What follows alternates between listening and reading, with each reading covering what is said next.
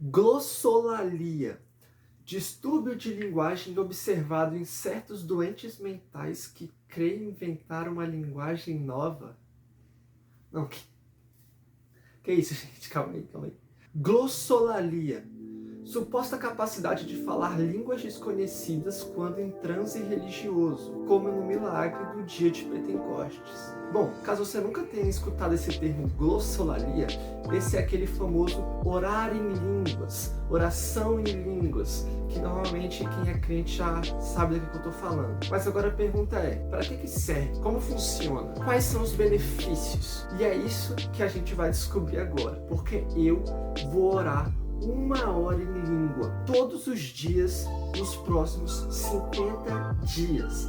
E no final, eu vou trazer tudo que eu aprendi durante esse tempo. Fora todas as vezes que eu estiver falando ali no meio do caminho, para vocês terem um relato de como se foram esses 50 dias. Então, bora lá, partiu orar em línguas!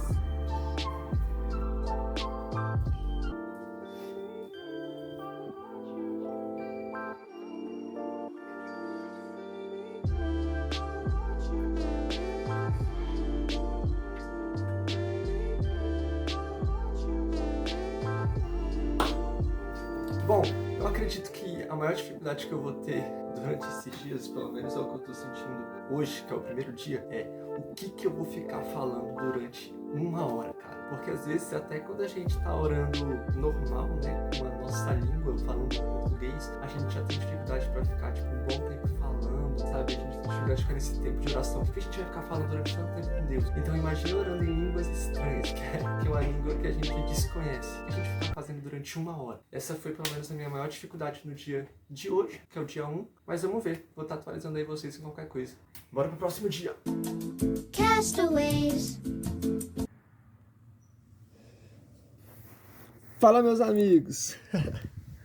Estamos aqui no 8º dia já, orando em línguas, todo santo dia, durante 50 dias. Enfim, muitas vezes eu tenho horário desse jeito que eu tô aqui agora, meio deitadinho assim, deitado barra sentado. O celular toca, desperta, eu pego ali na mesma posição que vocês acabaram de ver, e aí eu fico nessa posição meio que orando em línguas durante 1 hora. Só que, enfim, eu tenho sentido que eu tenho que mudar isso. Por mais que eu esteja acordado fazendo isso aqui, eu estando meio deitado, assim, sem ter saído da cama, às vezes dá a impressão que eu não acordei direito. Por mais que eu esteja acordado, mas às vezes entra naquele estado meio que você tá acordado, mas que você tá meio viajando também. Então dá a impressão que eu não tô fazendo totalmente direito. Não sei se vocês me entendem. Apesar de eu já estar sentindo alguns efeitos. Pra quem não sabe, eu tô sofrendo ultimamente de ansiedade e tudo mais. Meu coração fica palpitando muito forte durante grande parte do dia. E uma coisa que eu já reparei nesses 8 dias é que, enquanto eu estou orando em línguas, o meu coração não fica palpitando, ou seja, eu não estou ansioso durante esse tempo que eu estou orando em línguas. Não sei o que é espiritual, é científico, é porque enquanto eu estou orando em línguas eu não estou pensando em nada, não sei, mas o fato é que é uma parada que eu já percebi, né? Isso para uma pessoa que tem ansiedade, sabe? Saber que tem algo que você faz que tira a ansiedade do seu peito, que você não fica com o coração apertado, como tá sendo muito bom. Mas eu vou melhorar, eu quero realmente fazer mais intencionalmente, então acho que a partir de amanhã eu já vou começar a acordar, pegar o celular e ir ali pra sala, me ajoelhar ou ficar sentado, sabe? Não sei se eu consigo ficar ajoelhado durante 1 hora, mas realmente assim, sair da cama só pra dar essa impressão assim que tipo, pô, acordei e tô fazendo uma parada intencional mesmo, diferente. Então, é isso, tô gostando, estamos só no 8º dia. Valeu! Castaways. Fala pessoal, dia 17 e orando em línguas todos os dias. Bom, aconteceu algo muito legal, sabe? Acho que foi antes de ontem que eu queria contar pra vocês. Eu tô agora, tipo assim, meio que tendo esse hábito de qualquer tempo que eu tô meio sem fazer nada, eu começo a orar em línguas. Então, sei lá, tipo, eu vou lavar a louça, eu oro em línguas. Eu tô na parada, eu oro em línguas. Aí eu tô esperando alguma coisa acontecer que é só 10, 15 minutinhos, eu oro em línguas. Então, tipo, eu tô criando esse hábito, assim, de, tipo, tá em todo momento orando em línguas. Nesses momentos, assim, que eu não tô fazendo alguma coisa importante. E aí, eu achei curioso porque pode ter a ver ou pode não ter a ver, mas eu tava dormindo, né? A minha esposa tava dormindo. E aí, mano, eu acordei de madrugada. Tipo, mano, do nada acordei de madrugada. Não queria ir no banheiro, não queria nada, só acordei. E aí, eu ali na cama mesmo, não queria acordar pra não fazer barulho pra minha esposa. Eu comecei a orar em línguas. orar em línguas. E aí, do nada, a minha esposa começa a chorar no meu lado, mano. Eu fiquei tipo, o que tá acontecendo? Por que a minha esposa tá chorando, tá ligado? E aí eu virei, né, pra ela, falei, meu bem, o que aconteceu? E ela falou que tava com uma dor, gastrite, se eu não me engano, eu sempre me confundo com essas coisas que terminam com it. Mas enfim, ela tava com uma dor muito forte no estômago, eu não tava conseguindo dormir, tava chorando. Aí eu, caraca, e aí eu fui lá e falei, cara, deixa eu orar por você. E aí eu orei por ela, pedindo pra que Jesus curasse ela, e ela melhorou na hora. Ela parou de chorar, deitou, que ela tinha meio que sentado na cama, e ela falou, melhorou, obrigado, tipo, voltou a dormir. Isso eu achei interessante porque, cara, eu já orei pela minha esposa infinitas vezes, muitas vezes mesmo. E tipo, 99,9% das vezes ela não tinha sido curada, sabe? Não sei qual que é a brisa, não sei o que acontece. Mas ontem, mano, eu acordei de madrugada, comecei a orar em línguas e do nada ela acorda também com dor, eu oro pra ela e ela é curada. Coincidência? Não sei. Jesuicidência? Talvez. Efeito da oração em línguas? Vamos descobrir. Mas enfim, algo aí que eu quero contar pra vocês, que eu achei interessante. Vamos lá, 17 dias, ainda falta, sei lá quantos dias faltam, mas tamo junto, vamos continuar. Castaways.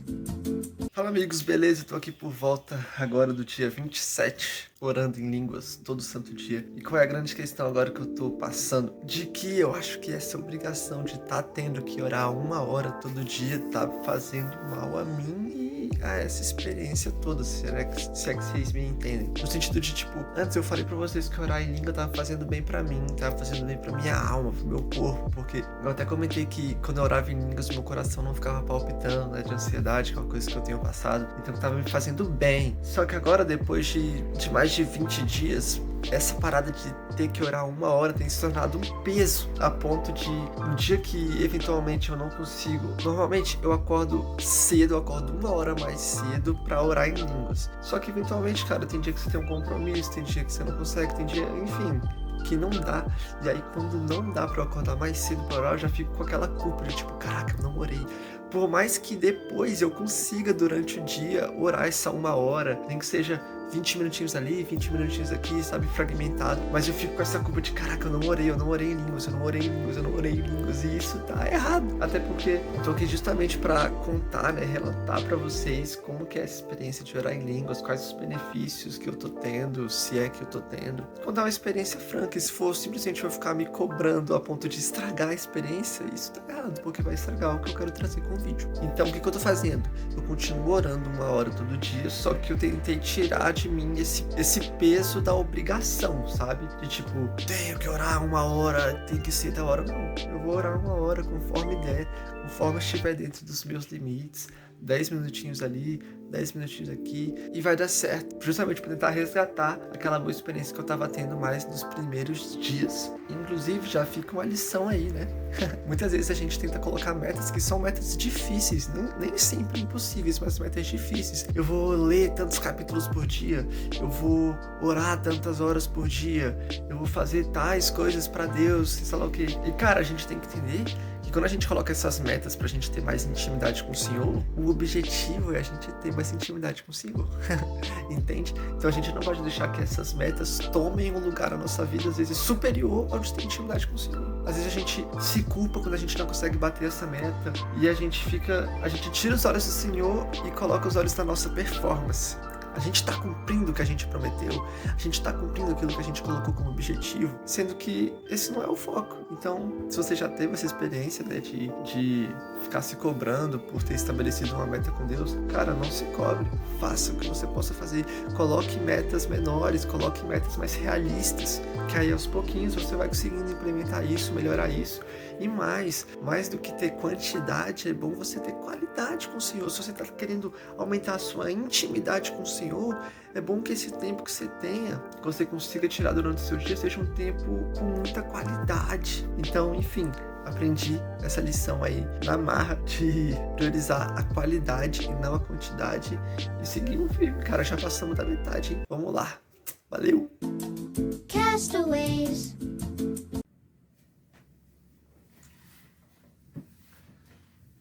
Fala, meus amigos, 50 dias depois, 50 dias orando em línguas, todos os dias. E o que eu aprendi com isso? Como é que foi essa experiência para mim? Então, primeiro eu vou contar a respeito dos pontos positivos que eu tive dessa experiência orando em línguas, ou seja, coisas que ao longo desses 50 dias eu sinto que se afloraram, podemos dizer assim. Vamos lá? E são 3. A primeira coisa que eu senti mais consciência dos meus pecados. Como assim? Quando eu falo consciência dos meus pecados, não quero dizer como se fosse uma culpa, ou então, tipo, meu Deus, uma parada que tava me constrangendo. Não, até porque eu nunca cometi um pecado assim que é, oh, meu Deus, como eu era um pecador. Não, eu cometo esses pecados diários de uma pessoa normal, sabe?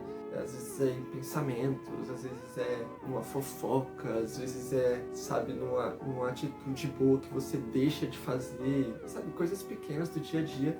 Mas eu comecei a tomar consciência dessas coisas. Eu percebi que tinha certas coisas que eu estava fazendo e que, tipo, eu tava meio que fazendo e, tipo, beleza, todo mundo erra, como se fosse isso, sem ter consciência disso. Eu simplesmente vivendo, não estava me atentando a esses pequenos detalhes, esses pequenos pecados que estavam passando batido na minha vida. E durante esses 50 dias, eu percebi que eu comecei a me atentar. Do tipo assim, fazer uma coisa que é, lembrando, é pequena, é mínima, e falar, pô, velho, eu, enquanto cristão, não deveria fazer isso, entende? Tipo assim, pô, por menor que seja, a minha consciência e o Espírito Santo estão ali me expondo, me trazendo à luz daquele pecado, e eu falo, cara, eu tenho que mudar isso, tenho que colocar isso em oração, tenho que melhorar. Então eu acredito que isso é um ponto positivo, porque, cara, na nossa vida cristã, a gente tem que estar sempre buscando ser mais parecido com Jesus todos os dias, e muitas vezes, por fato de a gente já ser cristão há muito tempo, a gente vai se acostumando com um certo tipo de vida, com um certo padrão de vida. E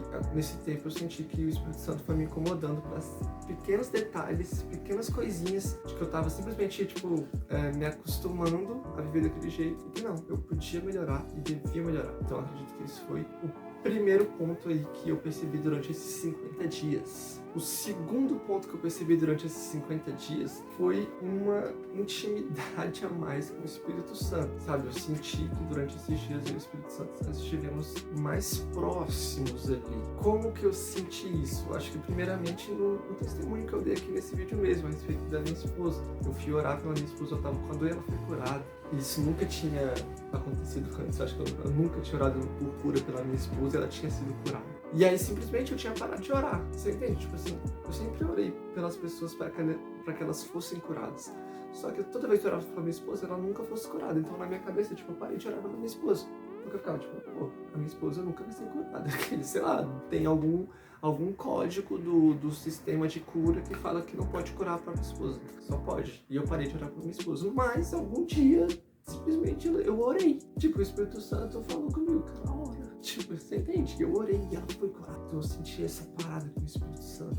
Ele veio me incomodando a respeito de algumas coisas. Ele veio me incomodando a respeito de, sabe, orar pela vida das pessoas, de orar por cura, de ser mais intencional na pregação do Evangelho. E aqui eu já emendo no terceiro ponto, que é justamente esse. Urgência da pregação. Durante esses 50 dias, o Espírito Santo começou a me alertar novamente a respeito da urgência da pregação. Eu sempre fui um cara que, mano, preguei muito, não só nas igrejas, nas redes sociais, mas, sabe, com os meus amigos, onde quer que eu estivesse, no trabalho, sabe, sempre dei um testemunho. Não que eu parei de dar um testemunho, mas que eu comecei a ser incomodado durante esses 50 dias de que eu deveria ser mais incisivo, sabe, de, mano, fazer um convite, de ir pra igreja, pro culto, sabe, de expor o Evangelho, de expor o plano de salvação, sabe, de falar de Deus, de Cristo. Então você entende? Então eu senti essa urgência voltando ao meu coração durante esses 50 dias. Isso até pro meu constrangimento, porque eu sempre fui um cara muito engajado nisso, mas eu percebi que, mano, por causa do estudo, de trabalho, de pagar conta, de tudo, eu tava, tipo, meio que só vivendo a vida e tava perdendo do meu coração essa urgência da pregação do Evangelho. Mas essa urgência foi resgatada, graças a Deus, durante esses 50 dias. Agora, pontos negativos. Primeiramente, não tem pontos negativos, tipo, orar em línguas. Eu falo, orar em línguas foi muito ruim. Tipo assim, eu piorei depois de orar em línguas. Eu acho que não existe isso, sabe? A mesma coisa de você orar e de você ler a Bíblia, ou de você ir pra igreja. Tipo, qual que é o ponto negativo disso? Claro que existem, mano, nem tudo é perfeito, existem erros, existem coisas ruins, Mas não é assim um ponto negativo. Mas a expectativa talvez, sei lá, tipo, depois de 50 dias orando em línguas eu já estivesse flutuando em vez de andar, tá ligado? Ou então que eu tivesse uma experiência sobrenatural com Deus, ou que eu visse anjos, ou que, mano, sei lá, acontecesse alguma coisa muito louca comigo e eu ficasse tipo, caraca. E a minha vida no geral continua absolutamente normal, e o que mudou foi essas 3 coisas, que são 3 coisas assim muito pessoais, sabe, muito comigo mesmo. Então, no geral, a experiência foi positiva, porque eu não tava com nenhuma expectativa sobrenatural. Apesar de, tipo, normalmente quando a gente ouve histórias, não sei se você já ouviu algum testemunho de tipo, nossa, eu orei em línguas durante tanto tempo, aí quando eu fui pra igreja, Deus me revelou um monte de coisa das outras pessoas. Ou então, eu tava orando em línguas, aí quando eu vi uma pessoa, Deus me mostrava exatamente que problema de saúde que ele tinha, eu orava por ele e a pessoa era curada. Uau. Ou então, tipo, experiências sobrenaturais. E não, tipo assim, eu fui realmente de peito aberto assim pra, cara, vamos ver, assim, essa experiência. Então, pra mim, a experiência foi positiva e não sei se você tinha expectativas de que eu chegasse aqui no final falando que eu vi os céus abertos, que eu tinha superpoderes no final dos 50 dias, mas não, a vida continua absolutamente ordinária e normal, mas Deus tratou alguns pequenos detalhes da minha vida. Eu acredito que se eu continuar orando, Ele vai continuar tratando. Mas, o que eu tenho a dizer para encerrar esse vídeo? Eu gostaria de ler para vocês um trecho de um livro que eu estava lendo. Eu já terminei de ler, mas curiosamente ele fala sobre a glossolalia. Esse livro aqui, Na Dinâmica do Espírito, do Packer. E se liga nesse trecho aqui que ele fala ali perto do final do livro. Parece claro que, como exercício de devoção, a glossolalia enriquece algumas pessoas, mas para outras ela é uma irreverência sem valor. Alguns que a praticaram, mais tarde testemunharam a respeito da irrealidade espiritual que para eles era o que estavam fazendo, enquanto outros que iniciaram registraram um vasto aprofundamento da sua comunhão com Deus como resultado. E não há razões para se duvidar de que qualquer dos 2 testemunhos seja mentira. A oração glossolálica pode ajudar a afirmar e estabilizar algumas pessoas movidas pela emoção. Aqueles que sabem que a glossolalia não é o caminho para eles, e aqueles para quem ela é um enriquecimento provado, não devem tentar impor aos outros a sua maneira de ver, nem julgar os outros inferiores por serem diferentes, ou se surpreender se alguém de suas fileiras se transferir para outras, crendo que Deus o levou a fazê-lo. Aqueles que oram com línguas e os que oram sem línguas fazem-no para o Senhor. Eles ficam de pé ou caem para seu Senhor, e não para seus conservos. No mesmo sentido em que Cristo não há judeu nem grego, servo ou livre, macho ou fêmea, assim também em Cristo não há glossolálico ou não glossolálico. Falando da glossolalia, ninguém deve proibir tal prática, enquanto os glossolálicos, por seu lado, não devem supor que todo suposto cristão de primeira classe precisa adotá-la. O que ele está dizendo? Cara, se você ora em línguas e isso te edifica, isso te traz para mais perto de Deus, isso melhora a sua comunhão com Cristo, amém, continue orando em línguas. Agora, se você não ora em línguas, mas você está em comunhão com Deus, lê a Bíblia, ora, tá indo para a igreja certinho, amém também. Não existe uma categoria, sabe, de cristão no sentido de, o cristão bom tá aqui, agora o cristão bom que ora em línguas tá aqui. Não, é uma prática pessoal sua, e se ela te edifica, amém, se não te edifica, amém também. E aqui ele até fala no trecho ele não aprofunda muito, mas durante o livro ele aprofunda, que existem muitas pessoas que oram em línguas simplesmente por uma comoção, por uma emoção, sendo levadas ali pela comunidade. Isso existe mesmo, sabe? Existem pessoas que oram em línguas simplesmente imitando outras pessoas que oram em línguas. Assim, tá entendendo? Elas oram em línguas, elas fingem que oram em línguas. Porque você vê uma pessoa orando em línguas, aí você fala, ele fala labachúrias, charamanaias, aí eu vou orar também falando labachúrias, charamanaias, e fala que eu tô orando em língua. Não, você não tá orando em língua, você tá só repetindo quase que um mantra maluco. E hoje em dia, por causa da internet, das grandes plataformas, dos púlpitos enormes, cheio de pessoas vendo, tem muitas pessoas que se vangloriam disso, sabe? De orar em línguas para demonstrar autoridade, de orar em línguas para mostrar que são pessoas de Deus, de orar em línguas meio que para confirmar a unção deles. Isso aí, mano, não precisa nem falar, é tudo baboseira, é tudo egocentrismo, não tem nada a ver com o cristianismo. Então ele tá falando isso aqui. Essa prática não precisa ser imposta a ninguém. Tipo assim, se você ora em línguas, você não é superior do que uma pessoa que não ora em línguas. E se você não ora em línguas, você não é inferior a ninguém só porque você não ora em línguas. As práticas principais do cristianismo, elas estão disponíveis para todos, sabe? Ler a Bíblia, orar e estar em comunhão com seus irmãos na igreja, né? Tá numa comunidade cristã. Isso são para todos. Agora, eu acredito que a ferramenta, né, de oração em línguas, ela está disponível para todos. Ah, por que um ora e o outro não ora? Sei lá, mano. A gente vai ter que perguntar para Deus quando a gente estiver com Ele na glória. Mas a gente não pode achar que isso é algo que nos torna superior ou inferior, ou algo que impeça, dificulte a nossa caminhada cristã, porque não é essencial. Então, mano, a minha experiência é essa, que nem eu falei, no sentido geral de orar em línguas, ela me edificou, mas eu não senti durante esses 50 dias uma edificação radical, tipo assim, cara, a minha vida mudou de cabeça para baixo, a minha vida foi revolucionada pela oração. Não, eu senti pequenas edificações, o Espírito Santo tratando pequenos detalhes da minha vida. Então, como eu falei, a minha experiência foi positiva, mas não há motivo para achar que isso é uma parada que me deixa muito à frente, muito superior do que aqueles que não oram, tá entendendo?